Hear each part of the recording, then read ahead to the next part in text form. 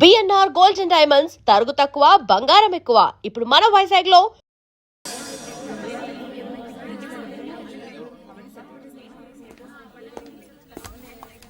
Hello నందు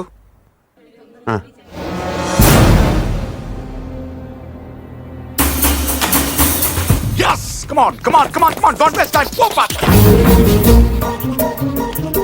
అరే Ravi set okay sir Ravi ఇద్దరిని ఇచ్చిపెట్టి పంపించు అలాగే cover this areas Ravi sir అలాగే ఫస్ట్ ఫ్లోర్కి వెళ్ళి అక్కడ తెచ్చుకో and cover the back yard okay sir sorry Murthy garu sorry for the inconvenience ఏంటి దొరికాడా లేదు సార్ వెనక్కి వెళ్ళెత్తుకండి బై మూర్తి గారు మీ ఇంట్లో ఉన్నాడు కుర్రోడు వాడు మీ మనోడు కాదు వాడి పేరు Nandu he's a professional killer opposition leader Shiva Reddy murder కేసులో వాడి కోసం వెతుకుతున్నాడు ఎస్ఐని టీవీ దగ్గర రమ్మని చెప్పు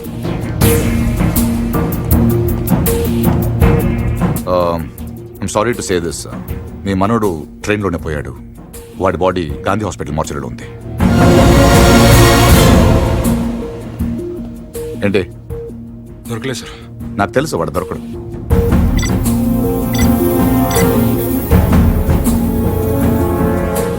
Come on, let's go.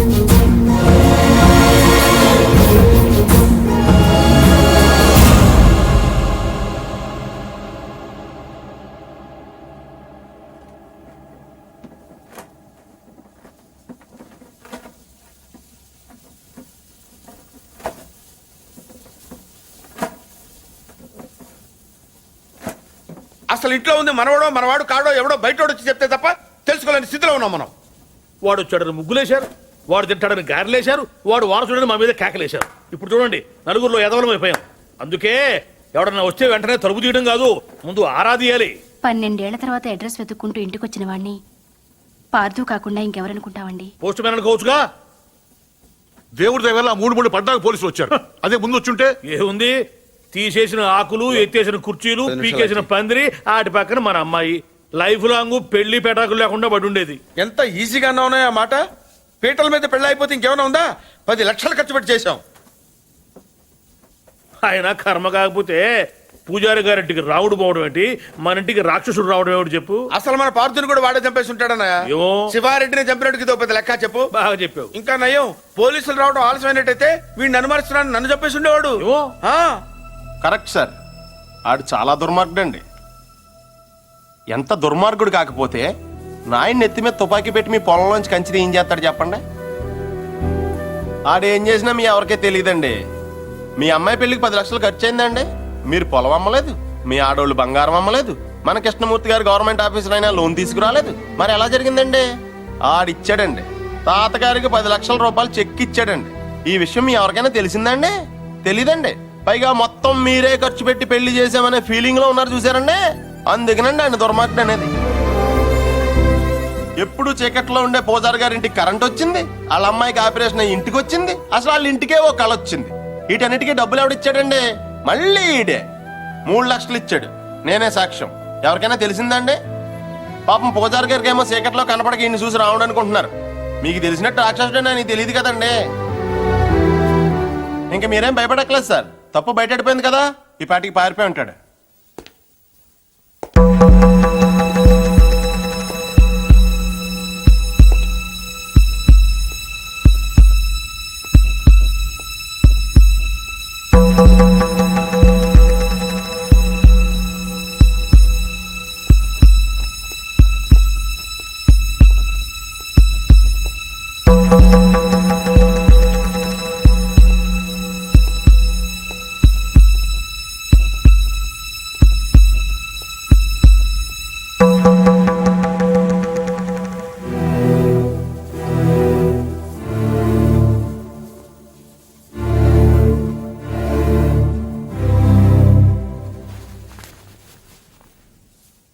నిజం చెప్పే ధైర్యం లేనివాడికి అబద్ధం ఆడే హక్కు లేదు.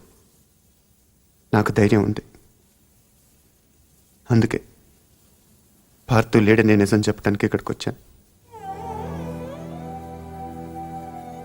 కానీ ఆవిని చూశాక పార్థు రాలేడని చెప్పాలనుకున్నాను. మిమ్మల్ని చూశాక ఆ మాట కూడా చెప్పలేకపోయాను. అబద్ధం ఆడాను, అబద్ధం మాత్రమే ఆడాను. మోసం చేయలేదు. రెంట్కి పెద్ద తేడా ఏంటో. నిజం చెప్పకపోవటం అబద్ధం, అబద్ధాన్ని నిజం చేయాలనుకోవటం మోసం. నేను పార్థు అని అబద్ధం చెప్పాను. నేనే పార్థు అవ్వాలని మోసం చేయలేదు. అందుకే ఎవరు అనుమానించినా భరించాను, ఎవరు అవమానించినా సహించాను, ఎవరు ప్రేమించినా తలుంచాను. పోలీసులకు దొరకకుండా తప్పించుకున్నా వెనక్కి తిరిగి రావడానికి కారణం ఒకటే ఈ ఇంట్లో నేను సమాధానం చెప్పాల్సిన మనుషులు ఇద్దరున్నారు. ఒకళ్ళు మీరు, ఇంకొకళ్ళు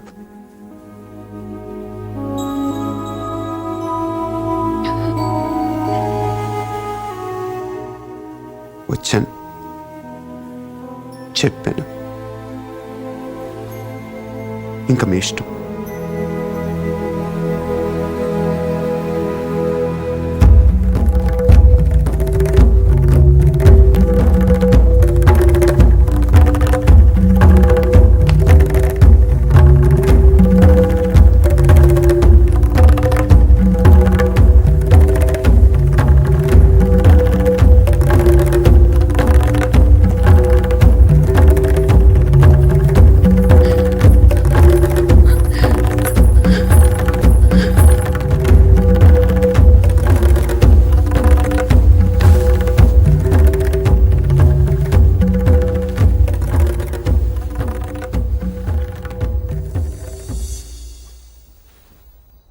కింద వాళ్ళందరూ నిన్ను రకరకాల ప్రశ్నలు అడిగారు.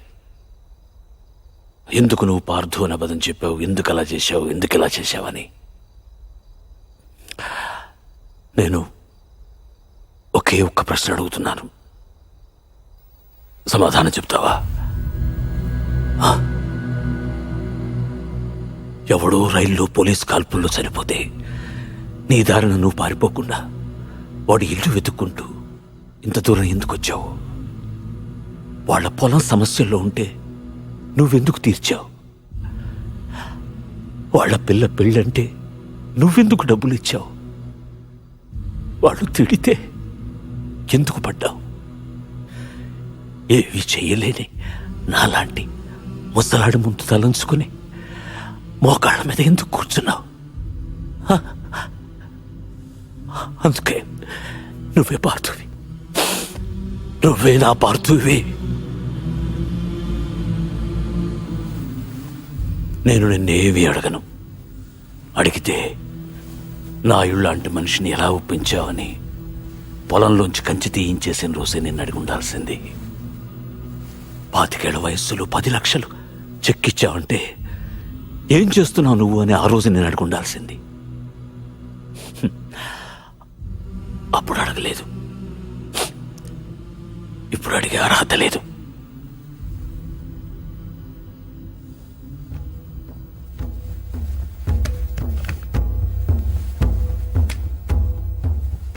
ఇది నా కొడుక్కు నేను కొనిచ్చాను. అప్పుడు వాడి ప్రాణాలు తీసింది, ఇప్పుడు నీ ప్రాణాలు కాపాడుతుంది. నువ్వు నేరం చేసావని వాడెవడో అన్నాడు, ఇప్పుడు యుద్ధం చేయమని నేను చెప్తున్నాను.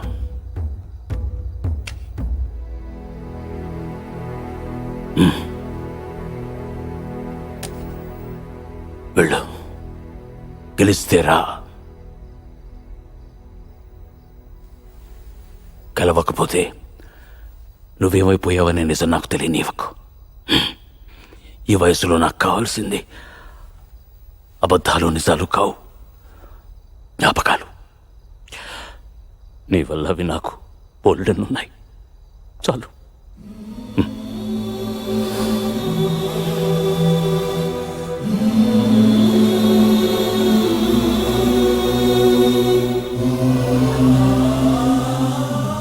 జాగ్రత్త.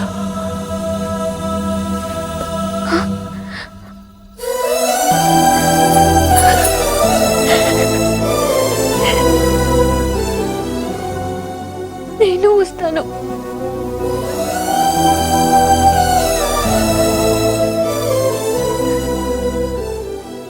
నేనే వస్తాను.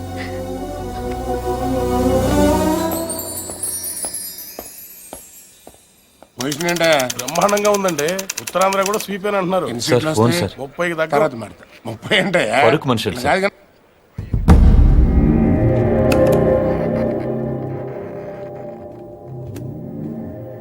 ఎవరు?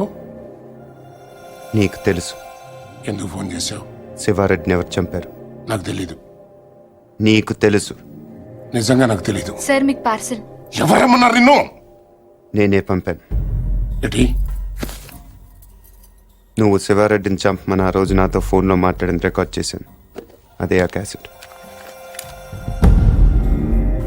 నువ్వు నిజం చెప్పకపోతే ఒరిజినల్ క్యాసెట్ సిబిఐకి ఇస్తాను. ఎంత కావాలి? ఏం కావాలని అడుగు బాజిరెడ్డి. ఆ రోజు నాతో మాట్లాడాక ఇంకెవరితోనో మాట్లాడు. వాళ్ళెవరు? ఏం మాట్లాడు? సైలెంట్గా ఉండటానికి ఇది లైబ్రరీ కాదు బాజిరెడ్డి. మాట్లాడు. ఆఖరి సార్ అడుగుతున్నాను బాజిరెడ్డి. అప్పటికి చెప్పకపోతే నువ్వు నన్ను చూడాల్సి వస్తుంది. నీకు తెలుసు నన్ను చూశాక ఇంకేం చూడటానికి నువ్వు ఉండవు. చూస్తావా? చెప్తావా? చెప్తాను. ఆ రోజు నువ్వు ఫోన్ చేసిన తర్వాత నాకు ఇంకో ఫోన్ వచ్చింది. ఆ ఫోన్ చేసింది నీ ఫ్రెండ్ మళ్ళీ. మా వాడిని ఎంత అడిగాడు? 1.5 75 ఇవ్వండి, నేను చేసి పెడతాను. 1 మినిట్ ఉండు. మరీ 75 కాదు కానీ 2 కోట్లు ఇస్తా, తీసుకో. కానీ మిస్ అవ్వకూడదు, వేసేయాలి. ఆఫర్ నచ్చితే ఆదివారం గెస్ట్ హౌస్ వచ్చగలరు. సరే.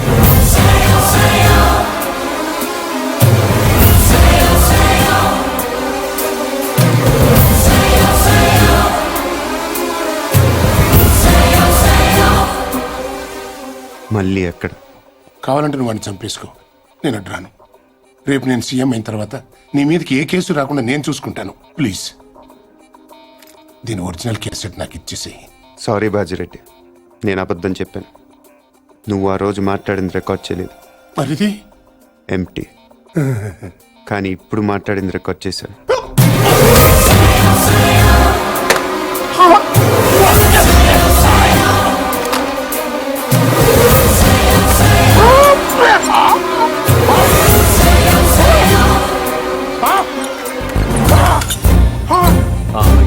ఏంటి ఎంతసేపు? ఫోన్ డెడ్ అయింది. చాలా బిజీగా ఉన్నాను. Evening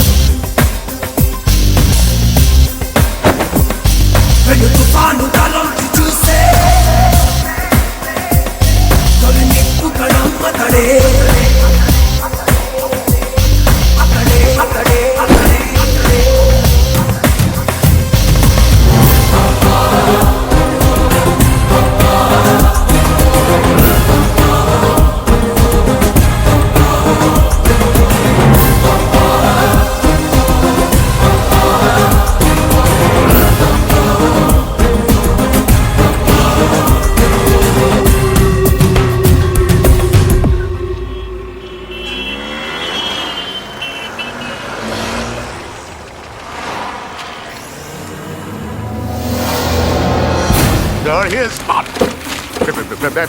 Come on, get the car, get the car.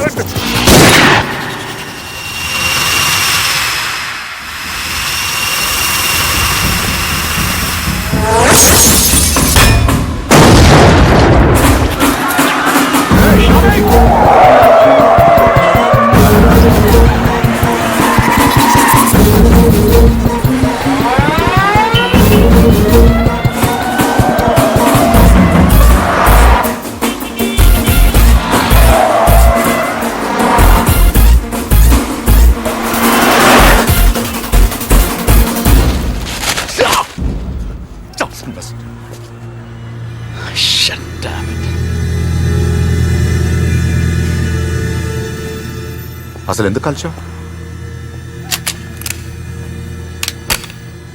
ఎంత తీసుకున్నావు? How much?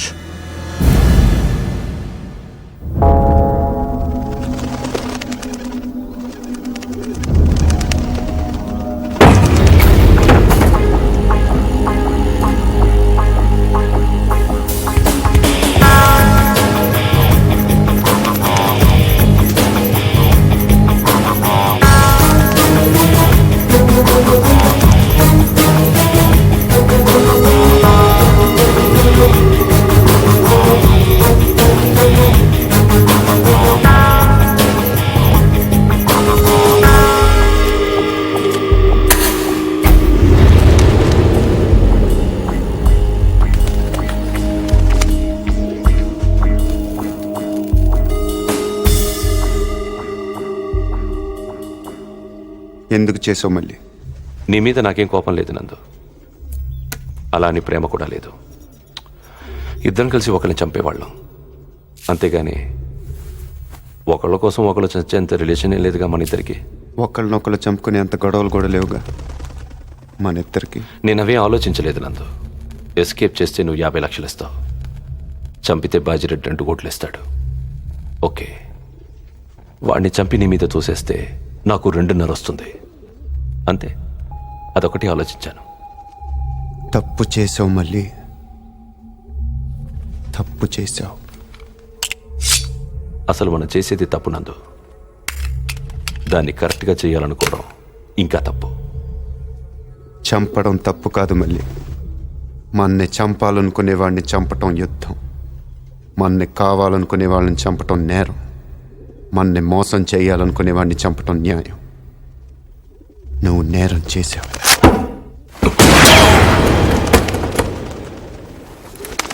నేను న్యాయం చేస్తాను.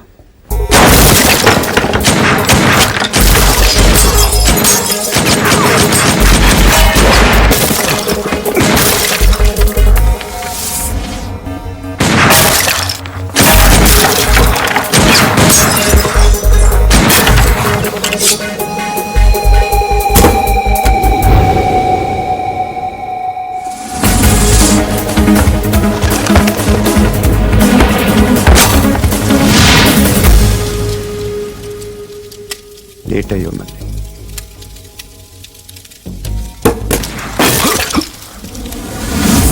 Come on, get him!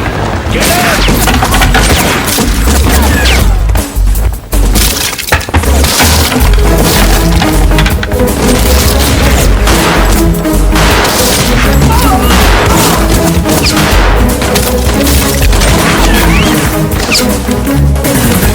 Come on, get him faster! Hey, go that side, look at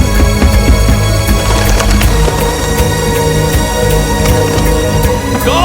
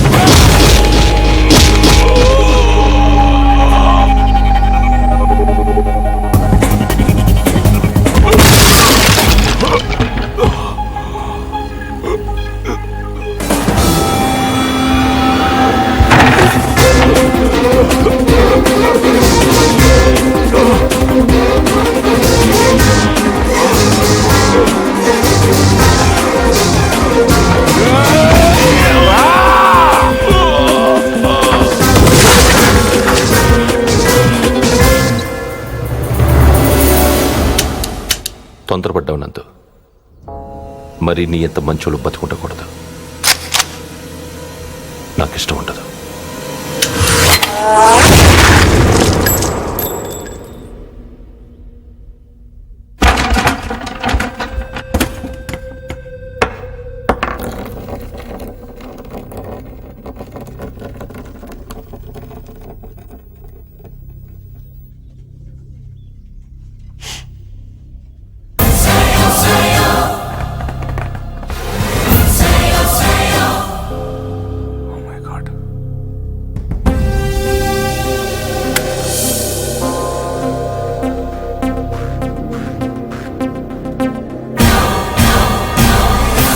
దివంగత ప్రతిపక్ష నాయకుడు శివారెడ్డి కుమారుడు ప్రతాప్ రెడ్డి కందుకూరు నియోజకవర్గం నుంచి భారీ మెజారిటీతో ఎన్నికయ్యారు.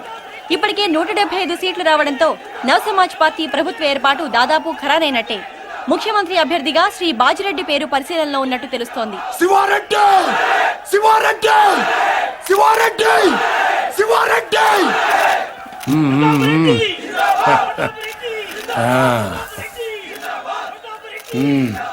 ఏం కావాలరా నీకు? హోమా, రెవెన్యూ, ఫైనాన్సా? మా అయ్యన్ చంపినోడి ఫోటో కావాలి బాబాయ్. నువ్వు సీఎంగా ప్రమాణ స్వీకారం చేస్తుండే పాటికి నటి రోడ్డు మీద అడ్డంగా నరికేస్తాను కొడుకుని. ఇప్పుడు ఆ గొడవలను ఎందుకు లేరా? సరదాగా ఎంజాయ్ చేయి. సార్, మీ గురించి ఎవరో రవంట సిబిఐ నుంచి వచ్చారు.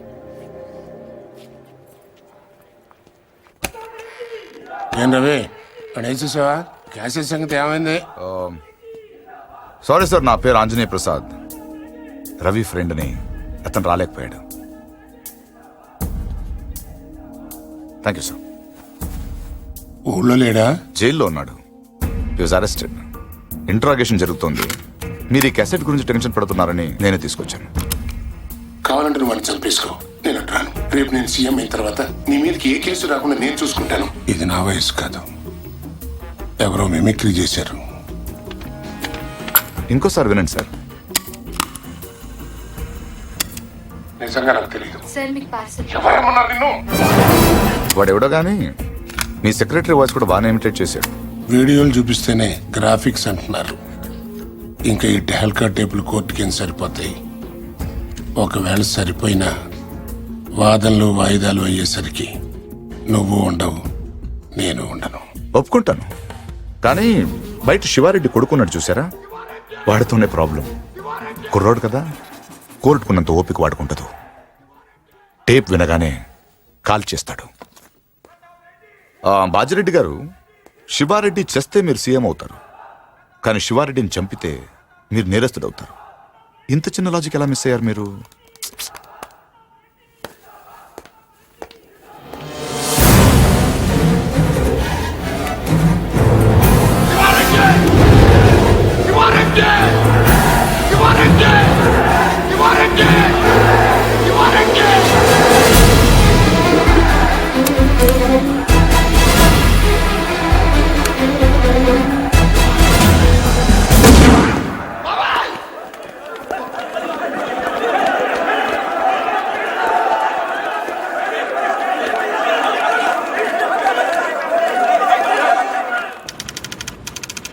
పార్దు, నువ్వు నాకు అన్నీ ఇచ్చావు. ఇల్లు, తాతయ్య, ప్రేమ, అన్నీ. నేనే నీకేమి ఇవ్వలేకపోయాను, కనీసం కప్పు కాఫీ కూడా. నేను నీ పేరు తీసుకున్నాను కాబట్టి దానికి చెడ్డ పేరు రాకుండా బతుకుతాను. అదే నేను నీకు ఇవ్వగలిగేది.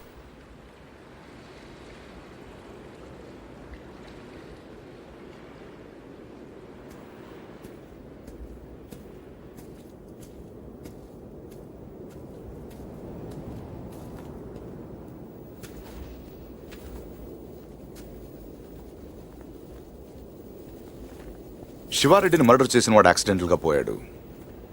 ప్లాన్ చేసిన వాడు ఆత్మహత్య చేసుకున్నాడు. ఇంకా ఈ కేసులో మిగిలింది ఒకడే, నందు. ఇంకేం పారదు కవర్లు.